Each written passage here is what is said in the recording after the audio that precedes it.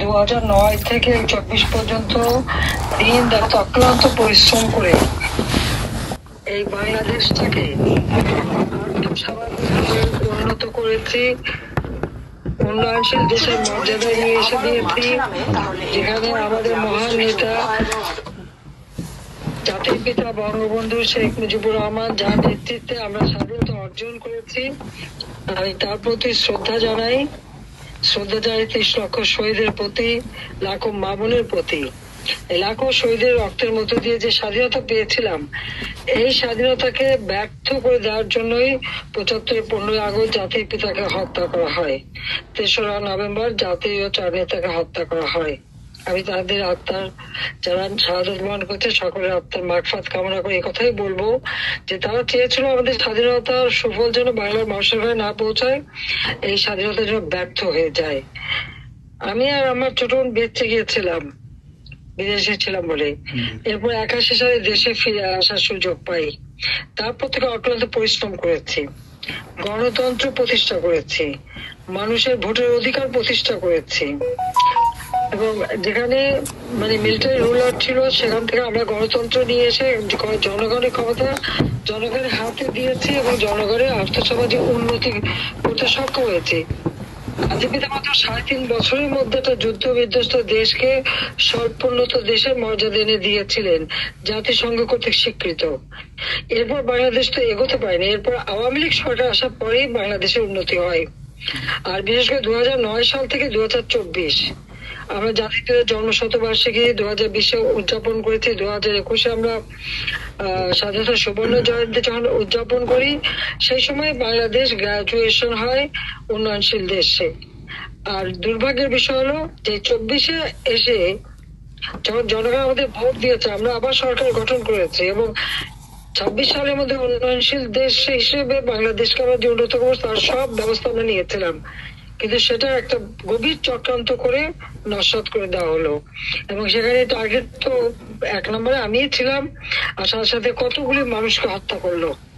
এবং নিরীহ এই যে ছাত্র ছাত্রী সহ সাধারণ মানুষ এবং আমার আওয়ামী লীগের তো প্রায় কয়েক নেতা কর্মীকে হত্যা করেছে পুলিশ যে কত হাজার হত্যা হয়েছে তার কোন তালিকায় বের করতে পারে বলে মাত্র 45 জন না, আর অনেক বেশি। এই ঢাকা শহরে একটা থানায় আগুন দিয়ে পোড়ানোর পরে সেখানে 19 জন মারা গেছে। সেই এনায়তপুরে সেখানে 15 জন। একটা মেয়ে যে ছিল প্রেগনেন্ট, একটা সিপাহি, সে হাত পা ধরছিল যে ভাই আমাকে মারেন না, আমার পেটে বাচ্চা, শোনে নাই, তাকে পিঠে মেরেছে। এইভাবে সারা বাংলাদেশে প্রায় 400-র উপরে থানা আগুন দিয়েছে। এই আগুনে অনেকে মারা গেছে। সবথেকে কষ্টের যে 32 নম্বর জাতির পিতার সেই স্মৃতি বিজড়িত জায়গা, যেটা আমরা জাদুঘর করছি, সেখানে যে আগুন দিয়েছে, একসাথে 9টা বাড়িতে আগুন লেগেছে। এমনকি ফ্রান্সের প্রেসিডেন্ট যেখানে গিয়েছিলেন দেখতে, সে বাড়িটা পুড়িয়ে দিয়েছে এবং ওখানে 4 জন মানুষ পুড়ে মারা গেছে। এভাবে সারা বাংলাদেশে অগ্নিসংযোগ, মানুষ হত্যা করা, এগুলি তারা করে দিয়েছে। এবং এটা আজকে স্পষ্ট যে এরা জঙ্গিদের সাথে হাত মিলিয়ে এই ইউনূস, যাকে সবচেয়ে বেশি সুবিধা আমি দিচ্ছি, গ্রামীণ ব্যাংকে 400 কোটি টাকা আমি দিয়েছিলাম যখন 96 সালে সরকারে ছিলাম, ব্যাংকটা বসে যাচ্ছিল। আমাকে বললো গরিব মানুষের সাহায্য হবে, গ্রামীণ ব্যাংক চলবে, টেলিফোন, সেই গ্রামীণ টেলিফোনও আমাদের দেওয়া, আর সমস্ত টাকা পয়সা নিজের জন্য ব্যয় করছে, একটাও মানুষের জন্য না। আর গরিবের রক্ত খাইছে এবং উচ্চ হারে সুদ নিয়ে সেই টাকা বিদেশে পাচার করে সে অর্থ সম্পদের মালিক হয়েছে। আর এরপরে সরকারকে উৎখাত করা। আমাদের অপরাধটা কি ছিল? দেশের মানুষকে দুবেলা খাবার ব্যবস্থা না, ওই রংপুর টংপুর ওইসব এলাকা যেখানে দুর্ভিক্ষ, তো সেখানে মানুষ 3 বেলা 4 বেলাও খেতে পারতো।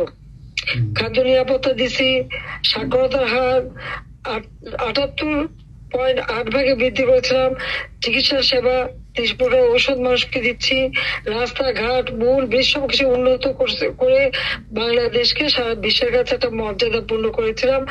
মানুষের কাছে একটা বাংলাদেশ ছিল বিশ্বের বিস্ময় যে এত তাড়াতাড়ি একটা দেশ কিভাবে এত উন্নত হতে পারে।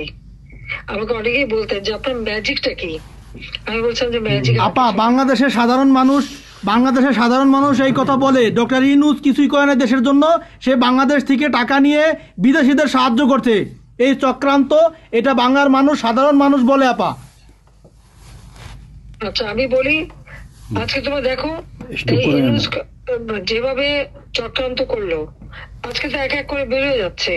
তারা আন্দোলনকারী দুই সমন্বয়ক, একজন কি বলছে, সে স্বীকার করছে, প্রকাশে বলছে যে পুলিশ খুন না হলে আর মেট্রো রেলে আগুন না দিলে নাকি তাদের বিপ্লব সফল হতো। ঠিক ঠিক, নিরীহ পুলিশদের হত্যা করছে, নিরীহ মানুষ হত্যা করেছে, আওয়ামী লীগের নেতা কর্মী হত্যা করেছে, ছাত্রদের হত্যা করেছে। আজকে যে আবু সাইদের হত্যাকাণ্ড নিয়ে একটা করে মানুষকে বিভ্রান্ত করলো, আমার প্রশ্ন, ও যদি তাৎক্ষণিকভাবে পুলিশের গুলিতে মারা যেয়ে থাকে, তাহলে 5 ঘন্টা পরে ওকে হাসপাতালে নিল কেন? কোথায় ছিল আবু সাইদ? কোথায় রেখেছিল তাকে? হাসপাতালে তো তাকে ওরা নেয় নাই, কেন নেয় নাই? তারপর যে মুগ্ধ যে বাচ্চাটা, সে তো রেসিডেন্সিয়াল মডেল স্কুলের ছাত্র, তাকে যে সে পানি খাওয়াচ্ছিল, সেখানে তো ওদের সব লোক, সেখানে তো পুলিশ কোনো আক্রমণও করেনি, ধাওয়াধাই ছিল না, সেখানে সে গুলি খেয়ে মরলো কেন? পিছু থেকে গুলি করে বুকের থেকে বের হয়ে গেল। আমাদের মন্ত্রী দীপু নিজে গেছে তাকে দেখতে, আমি তাদেরকে ডেকে, ওই সময় যারা মারা গেছে প্রত্যেকটা পরিবারকে আমি সাক্ষাৎকার দিচ্ছি, তাদেরকে সহযোগিতা করেছি, যারা আহত তাদের বিনা পয়সার চিকিৎসার ব্যবস্থা আমাদের স্বাস্থ্যমন্ত্রী সামন্ত সেন এবং আমাদের প্রতিমন্ত্রী রোকেয়া প্রত্যেকটা হাসপাতালে যে তাদের চিকিৎসার সব ব্যবস্থা করেছে। আমি বলছিলাম যে তোমার চিকিৎসার পরে যে হাত গেছে, পা গেছে, যা আমরা সব রকম ব্যবস্থা করে দেবো, তাদের প্রতিষ্ঠিত করে দেবো। আমরা তো মানুষ হত্যা করি নাই, আমাদের কাছে হত্যাকারী বানাই। আমি জুডিশিয়াল কমিটি করে দিয়েছিলাম, এনকোয়ারি কমিটি। কোন সরকার যদি হত্যাকাণ্ড করে তাহলে কি সে জুডিশিয়াল কমিটি করে? যখনই 6 গেল আমি সাথে সাথে জুডিশিয়াল এনকোয়ারি কমিটি করে দিলাম। তো আরো মানুষ মারা গেল, আমি 3 সদস্য বিশিষ্ট জুডিশিয়াল এনকোয়ারি কমিটি করলাম।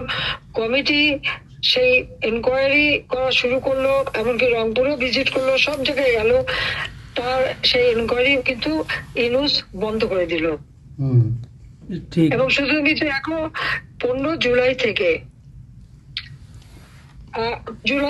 এরপর 8 জুলাই আগস্ট পর্যন্ত যত হত্যাকাণ্ড, অগ্নিসংযোগ, যা কিছু হয়েছে সব তারা মাফ করে দিয়ে দায় মুক্তি দিল। দায় মুক্তিটা কখন দেয়? যারা অপরাধ করে এবং যাদের দায়বদ্ধতা থাকে তাদের দায় মুক্তি দেয়, তাদের কোনো বিচার করা যাবে না, তাদের মধ্যে মামলা করা যাবে না। কেন?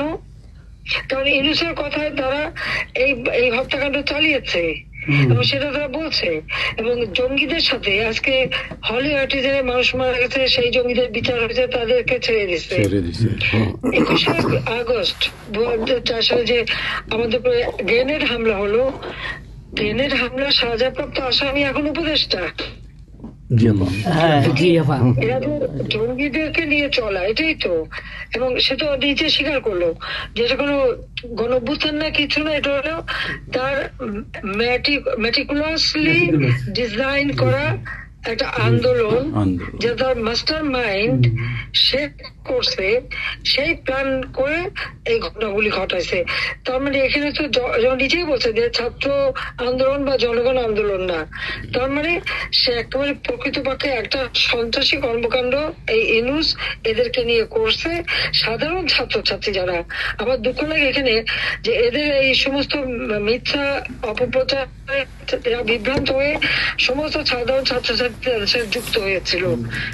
আজকে আমি সাধারণ ছাত্রছাত্রীদেরকেই বলবো, তোমাদেরও চাই তোমরা তাদের খবর দাও যে এখন তো তাদের কাছে স্পষ্ট যে এরা কিনার গ্রুপ।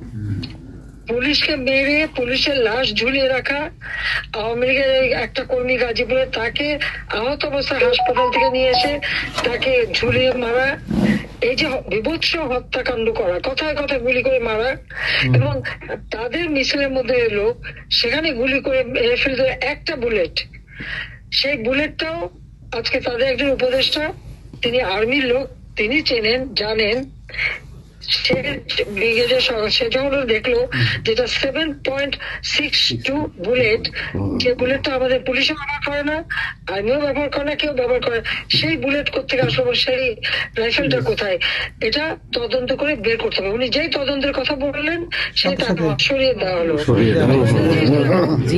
যখন জুডিশিয়াল কমিটি বললাম তদন্ত করতে, ইউনূস সেটা বন্ধ করলো। শওকত সাহেব যখন তার উপদেষ্টা বললো তদন্ত হবে, সে সেটা সরিয়ে দিল। তার মানে কি, 15 জুলাই থেকে এরপরে এই পর্যন্ত যত হত্যাকাণ্ড হচ্ছে, অগ্নিসংযোগ, সবকিছু ইউনূসের নির্দেশেই এই এত বুকের মায়ের কোল খালি হয়েছে, এত পুলিশ মারা গেছে, আর সব থেকে মারা গেছে তো আওয়ামী লীগের নেতা কর্মী।